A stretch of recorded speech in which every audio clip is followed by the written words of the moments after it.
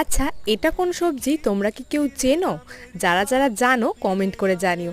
আর যারা জানো না তাদের জন্য বলে দিই, এগুলো হচ্ছে ডুমুর। আমাদের পাশের মাঠে এই ডুমুর প্রচুর হয়েছিল, আজকে সেটাই মা তুলে নিয়ে এসেছিল। এই ডুমুরে অতিরিক্ত কষ হওয়ার কারণে আগের দিন রাত্রে কেটে রাখতে হয়। মায়ের হাতটাও ঠিক দেখতে পাচ্ছ কতটা কালো হয়ে গেছে। এরপর কেটে রাখা ডুমুরটাকে খুব ভালো করে জল দিয়ে সেদ্ধ করে নিতে হবে। জিরে, আদা, রসুন আর লঙ্কা দিয়ে একটা পেস্ট বানিয়ে নিতে হবে। কড়াইতে তেল গরম হলে জিরে আর তেজপাতা ফোড়ন দিয়ে তার মধ্যে ছোট ছোট কুচি করা আলু ভেজে ওর মধ্যে বেটে রাখা মশলাটা দিয়ে দিলাম। আর এর মধ্যে দিয়ে দেবো পরিমাণ মতো লবণ আর হলুদ গুঁড়ো। এই ডুমুরে কিন্তু খুব বেশি পরিমাণে আয়রন থাকে, তো এটা যদি বাচ্চারা খেয়ে থাকে ভীষণ ভালো। এরপর ভাপানো ডুমুরটা এর মধ্যে দিয়ে দিলাম। ভাজা ভাজা হয়ে গেলে এর মধ্যে জল দিয়ে আবারও খুব ভালো করে সেদ্ধ করে নিতে হবে। একটু শুকিয়ে আসলেই কিন্তু রেডি হয়ে গেছে আমাদের ডুমুরের চচ্চড়ি। বন জঙ্গলের এই ডুমুরের চচ্চড়ি কিন্তু গরম ভাতে খেতে ভীষণ ভালো লাগে। আজকের ভিডিওটা এই পর্যন্তই। চ্যানেলটা সাবস্ক্রাইব করে দিও। Bye bye.